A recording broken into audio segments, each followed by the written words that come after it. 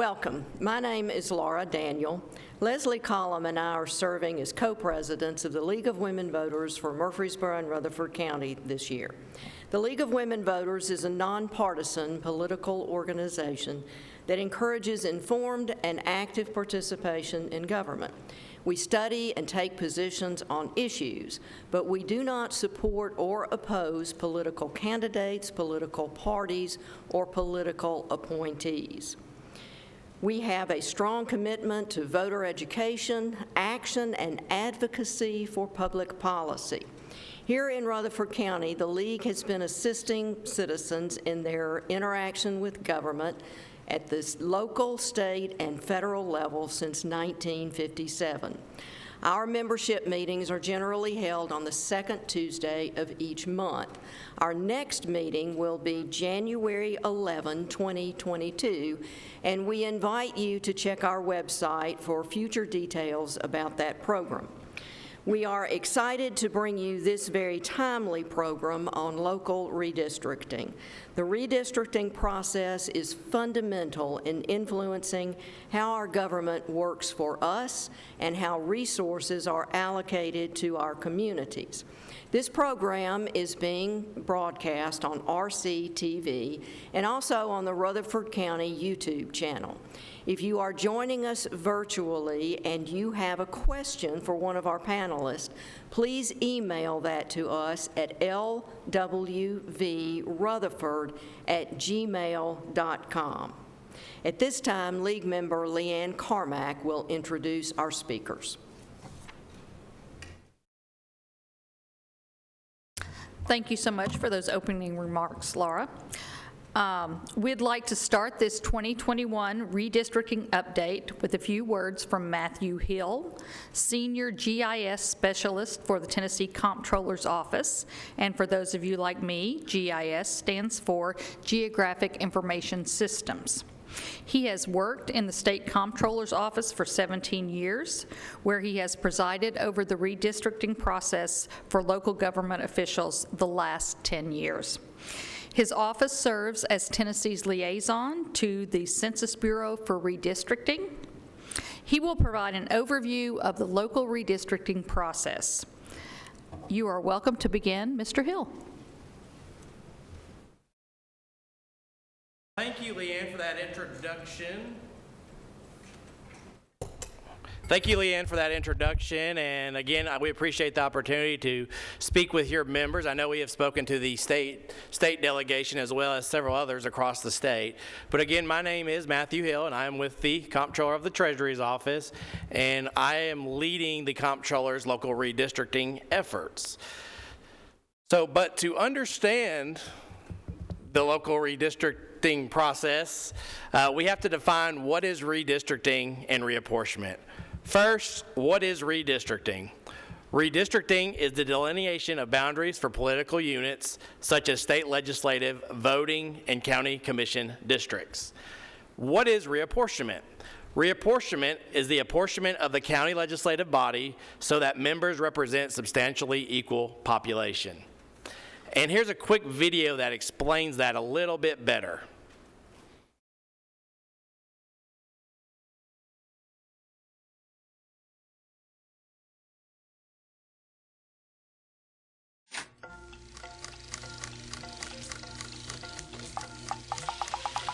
We, the people of the United States. The mandate for the census is right here. Just a few sentences into the Constitution. Representatives shall be apportioned among the several states, according to their respective numbers.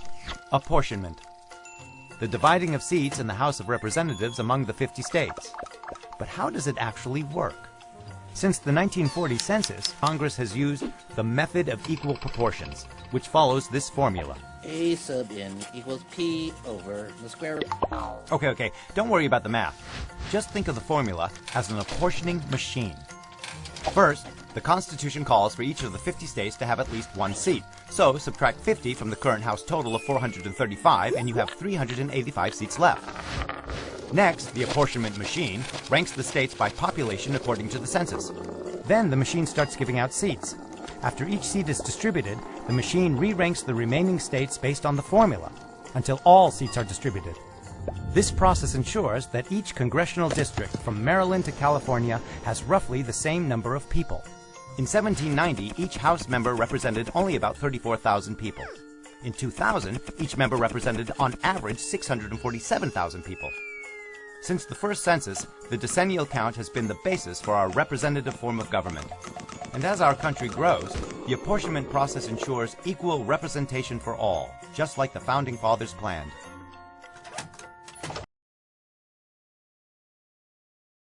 So hopefully everybody was able to hear that, but that is how U.S. Congress and the U.S. Census work to allocate those 435 Senate and congressional district seats here in the United States. It is a complex algorithm, but it is done based off the total population of each state. So for our office, redistricting is kind of like our Super Bowl in that some people compare redistricting to a locust. It's kind of like it sits idly by for about 10 years and then poof, it automatically comes up and reappears. But it wasn't always like that, especially here in Tennessee. Before 1960, Tennessee had not redistricted since 1901. In fact, many states did not redistrict at that time. It wasn't until 1962 when Charles Baker, then Shelby County Mayor, filed suit against then Tennessee Secretary of State Joe Carr, arguing that Tennessee had not redistricted since 1901, even though the state constitution said to do so. And in that picture there, you can see that in Moore County alone, there were more cows and pigs than there was population back in the 60s, which was one of the arguments for the lawsuit. So the Supreme Court ultimately took up the issue and decided that the courts could step into matters resulting to redistricting. As a result, Baker v. Carr laid that framework for the Voting Rights Act, equal representation and reapportionment, and the one man, one vote. Baker v. Carr fundamentally altered the nature of the political representation here in America, requiring not just Tennessee, but nearly every other state to redistrict during the 1960s. And this is why we redistrict. So there is a Tennessee connection when it comes to redistricting, and that is the Baker v. Carr. And this is why it's important here in Tennessee. Here in Tennessee, we have 1,600 county commissioners, about 850 county commission districts, almost 2,000 voting precincts. We're probably getting closer to about 4 million registered voters, and then the 99 House districts, the 33 Senate districts, and then the 9 congressional districts. So in Tennessee, there are really 3 levels of redistricting. Federal, which is the congressional districts, state, which is the House and Senate districts, and then the local, which is the county commission, the school board, highway districts, constables, if they have those. It is during this time that the county commission districts and legislative districts will need to be reconfigured to account for those areas of population growth or decline. At the federal and state level, districts are established by the state legislature, generally by the controlling party, which is currently Republican. To accomplish this, the legislature can use internal staff, contractors, or legislative legal services to complete their redistricting process. At the local level, the county's redistricting is in 2 parts, the county commission districts and then the voting precincts. The county commission goes first in setting the county commission districts, and that is followed by the county election commission setting the voting precincts and the polling locations after that is done. So to help us perform redistricting, we must look toward the Tennessee Code for guidance. The first code, TCA 51111, lays out the parameters of the local redistricting process. It tells us that counties must redistrict every 10 years, that the number of districts may increase or decrease, that the latest federal decennial census must be used, that districts shall be compact and contiguous and not overlap, and a new law that has recently come in that prisoners may be excluded by the county commission for purposes of local redistricting only. And I'll touch a little bit on this later in the presentation. The second code that we follow is TCA 55102 that tells us the makeup of the districts. It establishes the minimum number of members on a county legislative body at 9 and the maximum number at 25. Counties that have adopted a charter form of government or a metropolitan form of government are not bound by this requirement. So in Metro Davidson County, they have 35 council districts and 2 at large for a total of 37. It also, TCA, that code also tells us that districts shall have no more than 3 members per district. You can also have multi-member districts, such as 1 commissioner in one district and 2 commissioners in the other districts, as long as they do not exceed that total number of 25. So now that I've kind of touched a little bit on the redistricting basics, I'll talk a little bit about the redistricting timeline. First up is February 2021.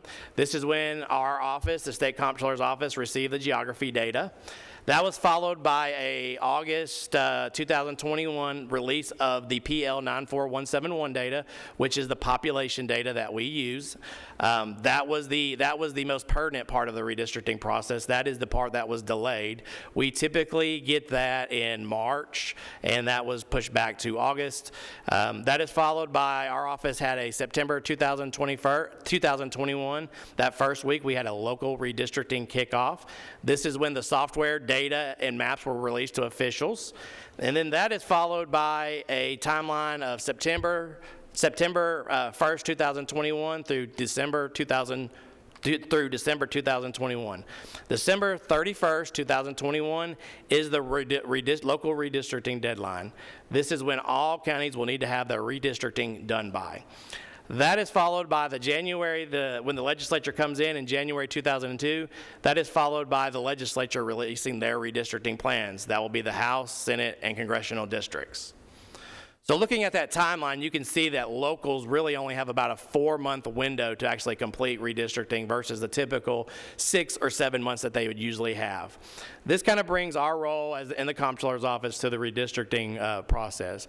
Our role is to assist counties and ensure that they have all the information and tools required to help them complete the local redistricting process. First, to help with that process, our office produces our Guide to Local Redistricting. This is everything comprehensive to all things redistricting here in Tennessee. We always recommend, whether this is your first, second, or third time, our Guide to Local Redistricting is a good place to start at. Secondly, the counties will get maps. Our office will produce the maps with the population figures and the maps with statistics about the current makeup of those districts. These maps show the county commission district's overall deviation with the new census data, and they are a good starting point in determining what districts will need to gain or lose population. And for those that are interested, on our website, there should be a link there, tncot.cc/redistricting-. That will give you a statewide map of every county legislative district in the state and show you how much each district would need to gain or lose. So with that, we can visualize the maps that we hand out to officials. So for instance, in this particular instance, we can see that districts 5 and 11 would need to gain population. They're over that 10% deviation, while districts 1, 2, 3, and 9 would need to gain population. So now that the counties have a visual representation of what districts need to gain or lose, we also provide them with tables at the bottom. Here's that table for in this particular example of Murray County. You'll see on the table you'll get your percent deviation. Then you'll get the ideal population, or how far off that each district is. And then it will show you how much each one will need to gain. So for instance, District 3 would need to gain about 1,500 people, while District 11 would need to lose about 5,120 people. And for those that are interested, that District 11 is the Spring Hill area in Murray County. Next slide, please.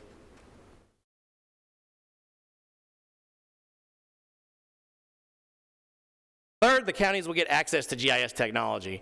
And I'll let Mike and Alan talk a little bit about this later, but the GIS technology allows us to redistrict with precision. To assist all the counties here in the state, the Comptroller's Office has developed several GIS tools that are available. The first tool that we have is our ArcGIS desktop extension that plugs right into the ESRI environment. The second option that we have is a web-based redistricting option. This is our COVID-friendly. Essentially, you can redistrict in your pajamas on the couch with our web-based redistricting solution. Going forward, the web-based redistricting solution will become the tool of choice. So you will see this terminology used a lot in the 2030 census and the redistricting process. To show you how far we've come, I've got a quick video of how redistricting used to be done. Suppose you don't agree that this thing could be turned over to a computer and a man who runs it. The idea of creating a legislative system through the use of a computer and someone who really knows nothing about the political balance and so on in the state is obviously not a very happy thought to anybody who's actively engaged in politics. When I first started doing redistricting, we used adding machines, handheld adding machines. Today, anyone with a PC can buy off-the-shelf software and do what it cost us $8 million to do 25 years ago. And now we're also going to the ability of using software that could superimpose Earth Google Maps over what you're doing. This is almost redistricting in 3D. So, and for those in the room that didn't hear, but it pretty much it says that they use adding machines back in the early redistricting. Alan probably remembers those adding machines that they used to do local redistricting. And the gentleman in the video also goes on to say that it cost them $8 million to do redistricting. I will tell you, here in the state of Tennessee, it is nowhere near that. Everything's done in-house, so it is next to nothing for the cost that we can do redistricting for now. So simple enough. It kind of should be an easy process, right? So what is one of the issues that arises when we do local redistricting? Well, one of the biggest issues that we face here in Tennessee is prisons, especially prisons that are in rural areas. Most of the large prisons here in the state are going to be in our rural areas. So, for instance, we have several counties in Trousdale and Lake County where 30% of their population is incarcerated. So, in those type of districts, finding a candidate is very hard to find in those type of issues. And here's a quick video that explains that a little bit better.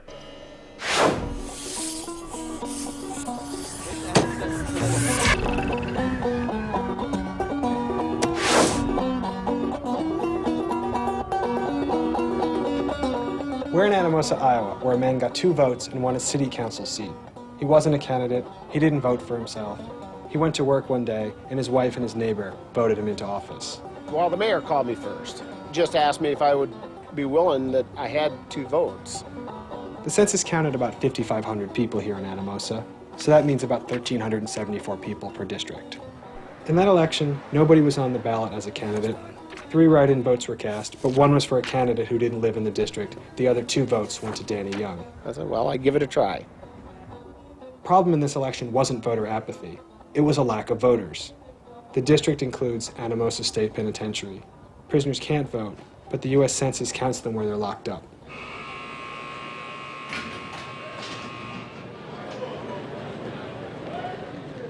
There were 1,321 prisoners counted here, so 96% of this district wasn't allowed to vote.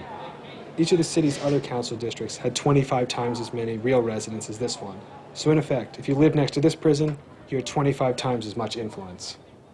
Having one person represent 58 people and another person represent 1,500, 1,300, you're not getting equal representation. Also, it means a very limited pool of potential candidates to serve on our city council. If you're a legislator, you want a prison in your district. Perfect district from the perspective of an elected official would be your house and a large prison, because as long as your spouse is willing to vote for you, you're guaranteed re-election. The question of prison-based gerrymandering is a new question. Some people didn't notice that prisoners are counted in the census, or they didn't question what could be done about the problem. There's 7 New York State Senate districts that would not meet minimum population requirements. Next slide, please. Thank you. So essentially, again, those there in the room, this particular case, it was in Iowa. The gentleman, his wife voted for him and a neighbor voted for him, and essentially he became a representative because everybody else was in prison in that district. So we do have those type of issues, and actually the highest deviation this go around for redistricting was actually in Trousdale County. They were at about 200,000, or not, I'm sorry, not 200,000, 200% overall deviation, with a majority of that coming from that new prison that they just got, that just opened there in Trousdale County.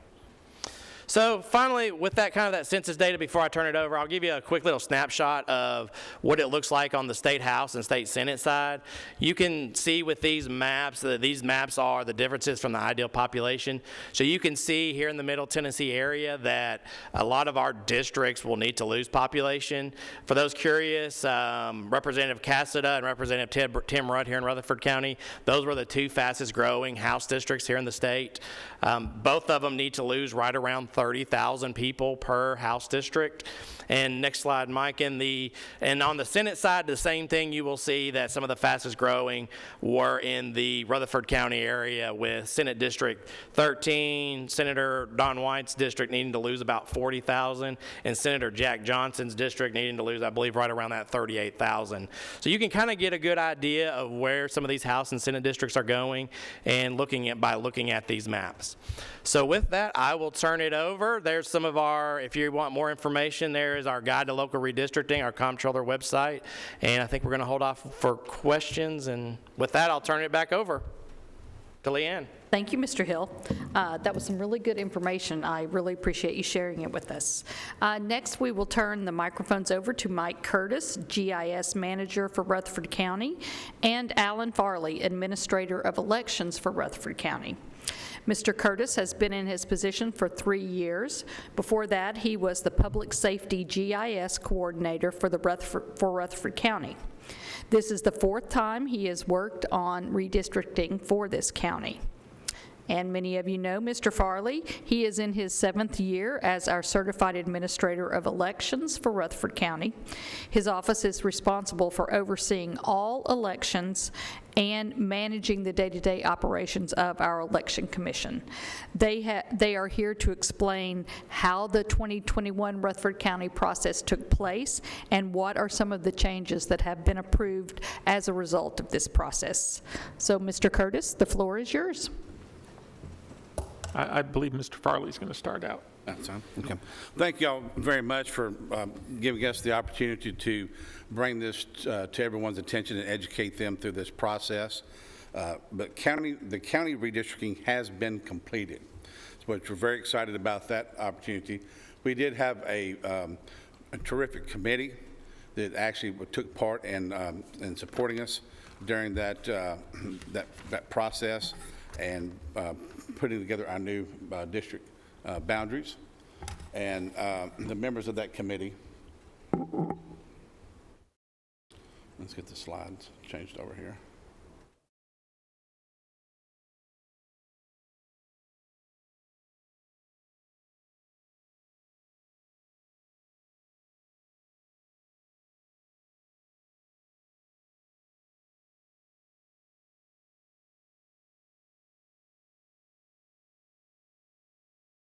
Our committee members were Wayne Blair, County Commissioner, 10th District, Carolyn Cox, our Election Commissioner, or Democratic Party Representative, Mike Curtis, our County GIS Analyst, myself, the Administrative Elections, Joe Gurley, County Commissioner from the 9th District, Craig Harris, County Commissioner from the 15th District, Ransom Jones, the Election Commissioner, a Republican Representative, and then John Marshall was our citizen representative, and then Jeff Phillips, County Commissioner from District 17. Our goals for this process were key. We wanted to make sure that we had consistency, transparency, determine communities of interest, and then follow the law and pass precedents. So how do we determine our starting point? Well, that was very important because these guidelines have been established precedent since 1990. And as I mentioned, as we were talking about earlier, I remember doing redistricting. This is my 4th one as well. We didn't have computers like the video showed. We actually had large paper with the census blocks on it with the numbers and the adding calculators, and every time you messed up, you had to go back and re-add. So that was, times have really changed. But these guidelines were established then and have continued forward. But to comply with the Voting Rights Act and the Constitution of the state and the United States, adjust existing district boundaries with new population via census blocks should create less than 10% deviation. Pinpoint existing elected officials' address of record that represents districts and zones, which is the county commissioners, school board, and road board members. And then start the process of redrawing the lines with the districts that have the greatest need of additional population. Then also consider current municipal boundaries for districts within municipal areas, add future subdivision plats and adjacent census blocks when possible to allow for already planned growth but not yet to come. And also, before the committee voted to adopt our map, once we were completed, we asked the following questions to be answered in the affirmative. Are the new districts inside the overall range of the min and maximum population? Were they compact and contiguous?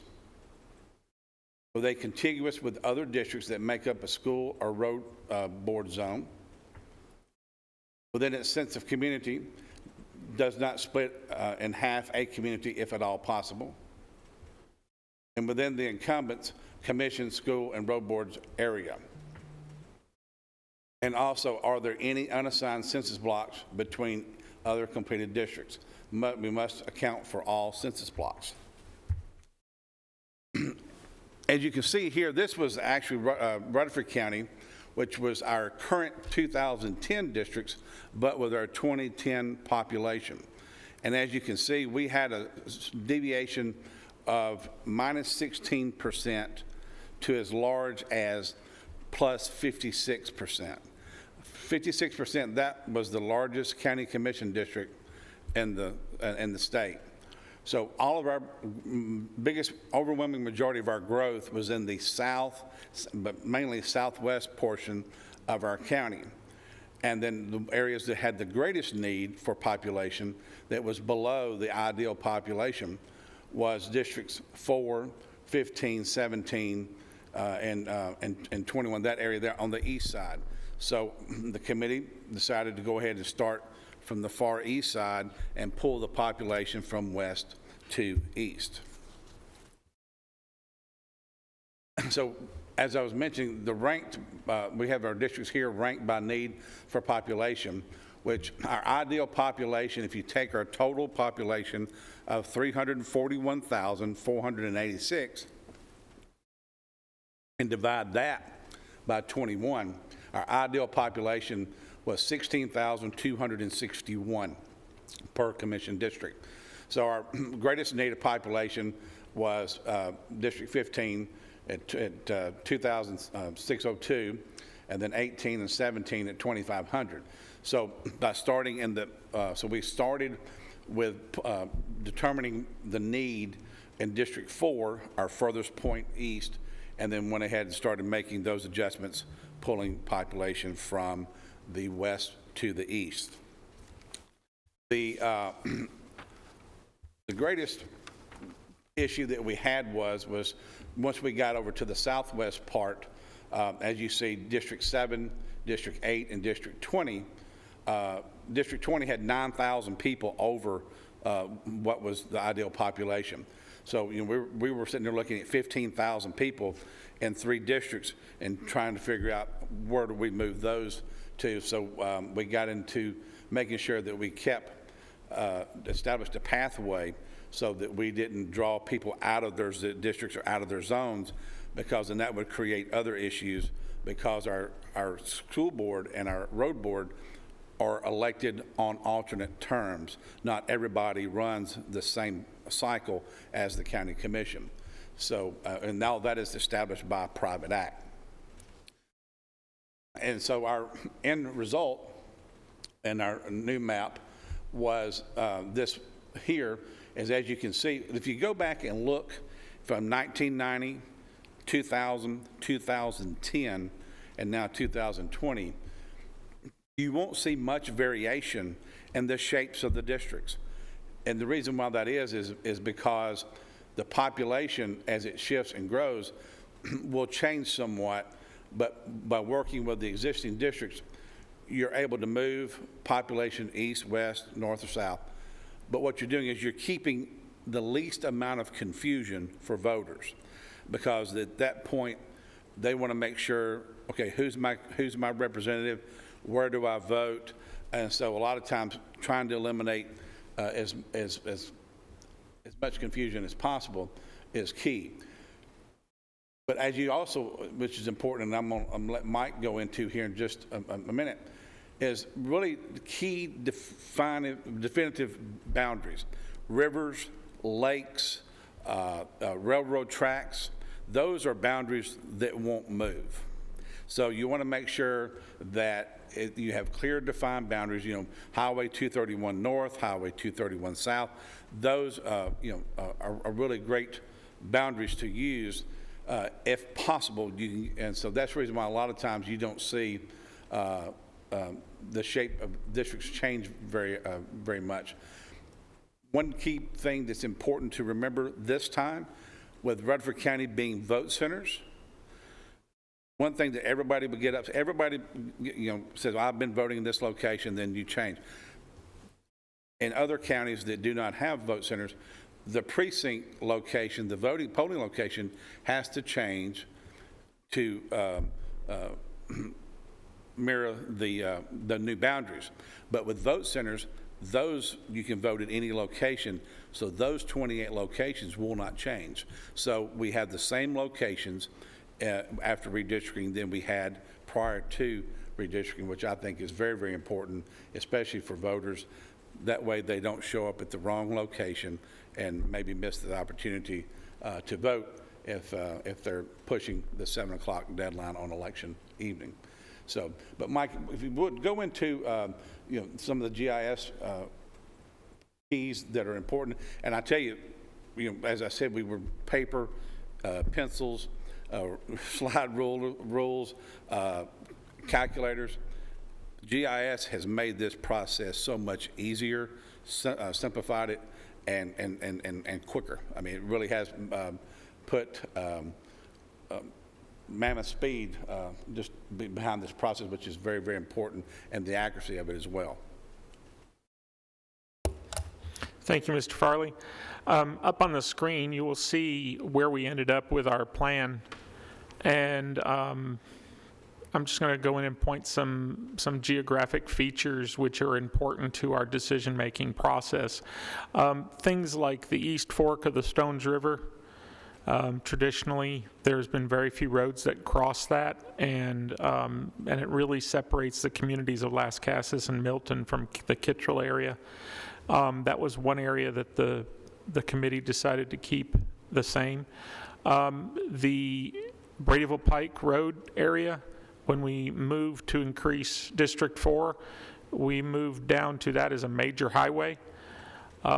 Coming around to where 6 and 8 are, there was a part of the Stones River tributaries coming up down between Barfield Crescent Road and 231, and then down Midland Road, dividing up that area. And as we go around the whole county, you can see that there's lots of places like these. Here's some more of the Stones River up here, Mona Road here, the center line of Percy Priest Lake, Mill Creek, Highway 96, Franklin Road, Old Fort Parkway, depending on how you and where you're at along that highway, and areas like that. Is that what you were looking for, Mr. Correct. Farley? And of course, one thing, and this is the one question that I get asked quite a bit: why are some of the districts shaped in the manner that they are? Redistricting is determined, the population is determined by census blocks. So those census blocks, especially in the rural areas, we don't have nice subdivisions or blocks to where they're nice and square, rectangular. So they take on the shape of the lake. They take on the shape of the river. Sometimes the connecting, where you can get a census block to be able to connect at all points. Sometimes it's just an odd shape. So when you move that census block, you have to move the entire block. You can't just take a part of it. So the shapes are determined by the Census Bureau and the census blocks, not by the election commission or by the redistricting committee. So that's the reason why sometimes you see such odd shapes dealing with the districts. And a good example of that is this area around Sulphur Springs Road, North Thompson Lane, and part of the Stones River here, is this, this census block right here has always looked like this through the last 30 years that I can remember. And because it looks kind of like an hourglass shape, it does look funny when the district boundary is drawn, but there's really not much we can do about it as the redistricting committee, other than just put it in one district or another, and it's going to look funny either way. And so what's next as far as this process is a final map will be posted online on our website when the state reapportionment is completed. So we're waiting on the State House, the State Senate, and congressional district lines. The Election Commission will designate precincts based off of new Senate districts. Then we'll update the voter files with the new district changes. And then we'll print new voter registration cards, and then mail new registration voter cards with updated information to all registered voters in the county. And as I mentioned a while ago, there will not be any changes in voting locations due to Rutherford County being a vote center county. At this time, we're have any questions, we'll be more than happy to answer any questions that you may have.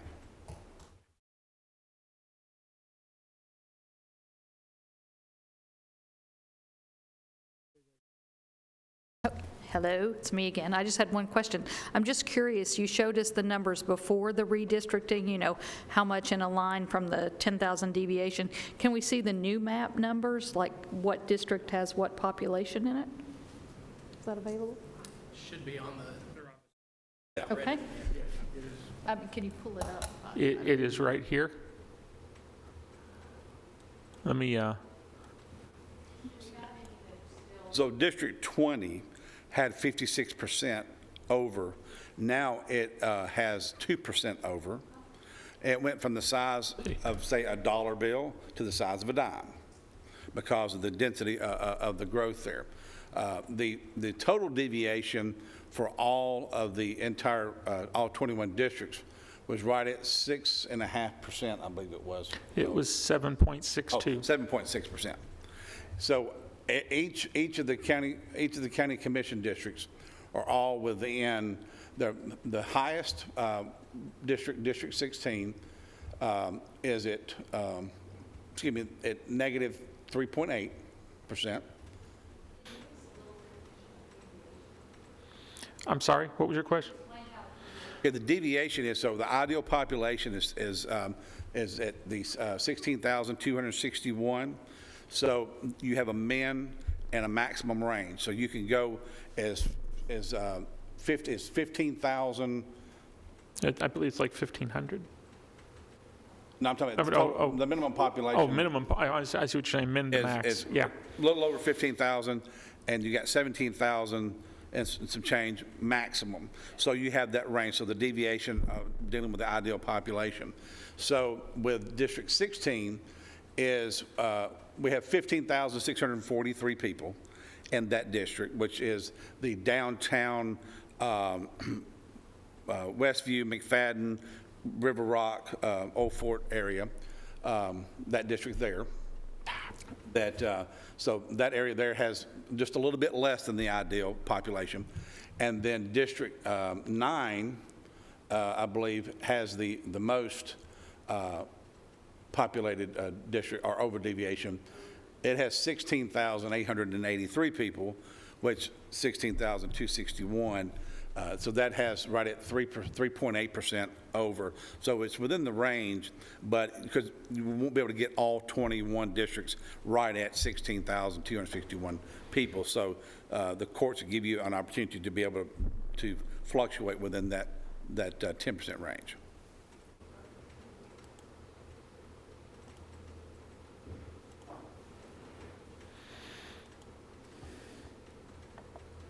Thank you, gentlemen, for this program. This has been very informative. I guess the only question I have, Mr. Farley, is when do we think the state will be finished?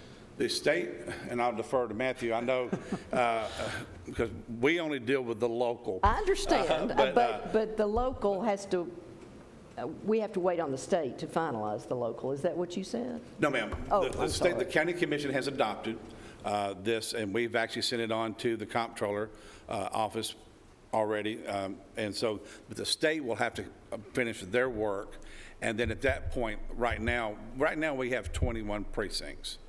But state law dictates that you cannot have a split precinct. So what will happen is that the Senate district comes through and we have, if they split, say, District 7, you'll have Precinct 7-1, Precinct 7-2. So you'll add additional precinct where that happens. So the Election Commission will then mark those precincts and identify those. Okay. And so once that's done, the state's part's done, then we'll take all that data and then we'll update all the voter files and voter records. So that way each voter will know what state house district they're in, what state Senate district that they're in with that there. Okay, I think we have one question. Yeah. Can you tell us where the public can view the map again? Put the website. Okay. The map won't be public until everything is done. The county has done its part, but what we've got to do is we don't want to put a partial map out there. So once the work is done, the county work is done, and the state work is done, and then at that point in time, all the precinct boundaries have been drawn and completed. So the Election Commission still has to do its work. And then we also have to get the data and information, the boundaries of the state House and state Senate. So once all that's compiled in February, technology we tend to get a little faster than normal, but once everything's done, we'll put the final map out for publication probably around the 1st of February. Okay, so we're done here in Rutherford County, but the state has to approve it before you can do the public. Well, they need to finish their work because our precincts will be determined based off of their work. So it's a dual. Yeah, I would say, I think that question is, I think we're expecting it, we're expecting to get the legislative districts probably, as soon as they come back in, it will be the first bill that they'll introduce. And last go around, if any indication is, they'll have it passed. They passed the last one in 2010. It was in 10 days. I mean, it will go through pretty quickly. As Alan said, it's really, I would probably bet that obviously Rutherford County is going to get split in a Senate district. I would also, there's a good chance that Rutherford County will probably pick up another House district. So Alan's just saying that, hey, he's got to wait until he sees what the legislative districts are going to do, because if there is a split, there is Tennessee state law that says he cannot split a Senate district. So that's why he is waiting on the voting, the Senate districts from the state legislature.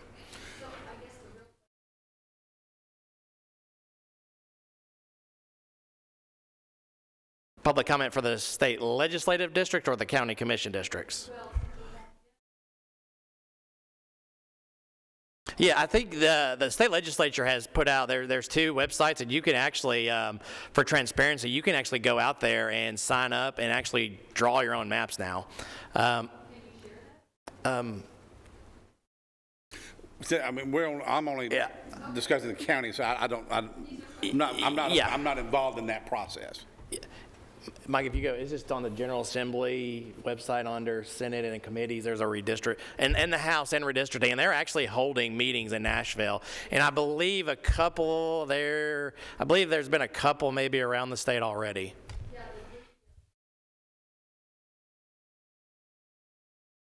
Okay.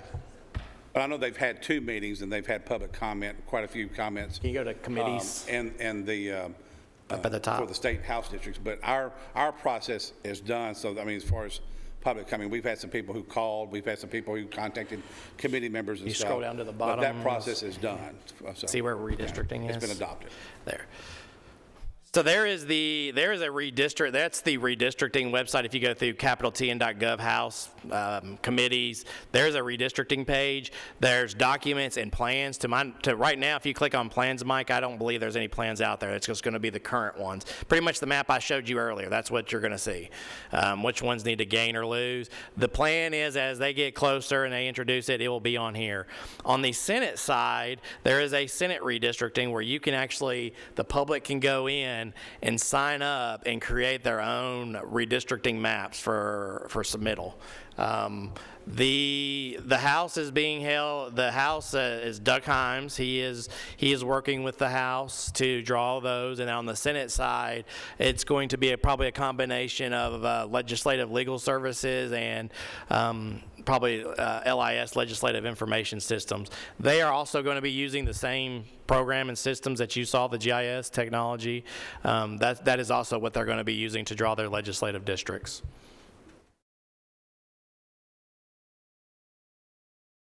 Were there any other questions that came through the YouTube channel or anywhere else? I don't think so. If we don't have any more questions, then we will close our program with thanks to these gentlemen for joining us tonight, taking time out of their schedules to be here. And remember to check the website for the League of Women Voters, Murfreesboro, Rutherford County, for details on our future programs. Thank you.